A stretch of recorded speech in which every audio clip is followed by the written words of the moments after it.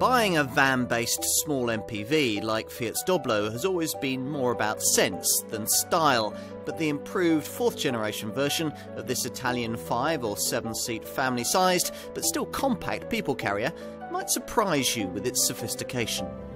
Much has changed since those early Doblo days.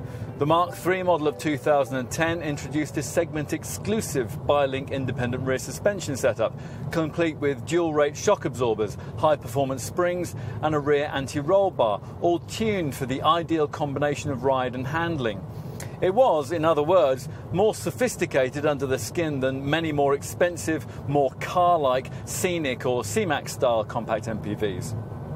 You'd think that if Fiat were to take that approach and then refine it with improvements like a lighter, more precise gear change, a more responsive throttle pedal and better noise insulation, it'd have a very good product on its hands. And these are indeed the updates made to this Mark IV model Doblo, with, for me, the improved refinement being the most noticeable attribute. It's probably the thing that does most to make this vehicle feel more like a car and less like a van.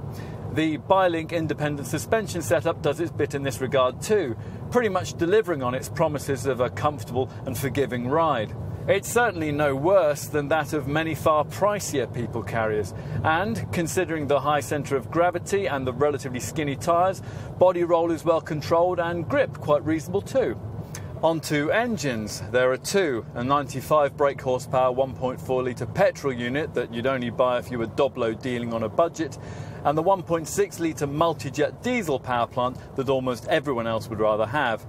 Here, 290 newton metres of torque propels you down the road as quickly as you'd really want to go, and in 105 brake horsepower 6-speed manual gearbox form, 62 miles an hour from rest occupies a reasonable 13.4 seconds on the way to a rather modest 102 miles per hour maximum that's restricted, no doubt, by this Doblo's barn door aerodynamics.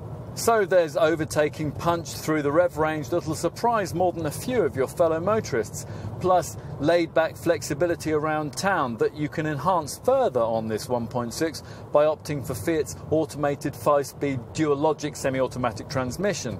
Even the most practical people like to dress smartly, something Fiat stylists forgot when bringing us the quirky original version of this car.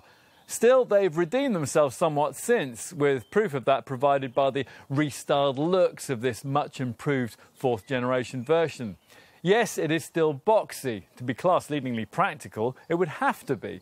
But thanks to a more curvaceous shape, complete with a trendy floating roof and a large side glazed area, it's no longer an MPV you'd park up with a twinge of embarrassment. Most of the Mark IV model updates are to be found at the front, where the design team have added distinctive headlamps that sit below a more richly sculpted bonnet and sweep into a more boldly fashioned front grille, complete with its proud retro-style brand logo. On 5-seater models out back here, there's a segment-leading 790 litres on offer. On top of that, the space is pretty flexible too.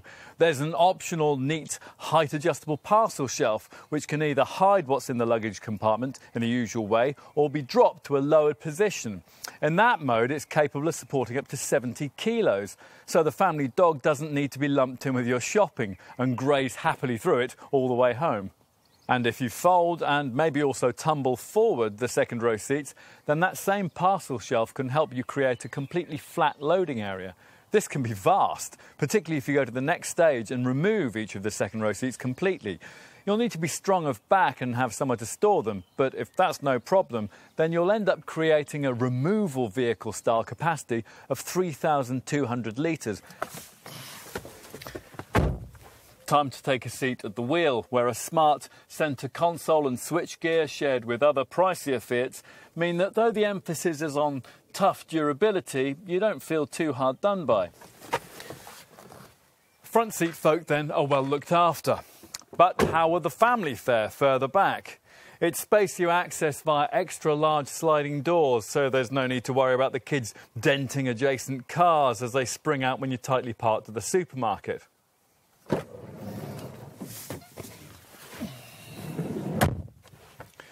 Once inside, a class-leadingly long 2.75-metre wheelbase means that there's space for 3 adults in the back for short to medium journeys, provided they're on reasonably friendly terms. It certainly feels big in here. Large enough, in fact, to house more than 3 rear seats. Fiat's designers thought that too, hence the family pack option of a pair of folding occasional use extra seats that clip into the cargo area and play a big part in creating the 30 possible seating configurations you can potentially have in this car. More than 1 million Doblos have been sold since the turn of the century. And after a few days with this sensible 5 or 7-seater, you can begin to understand why.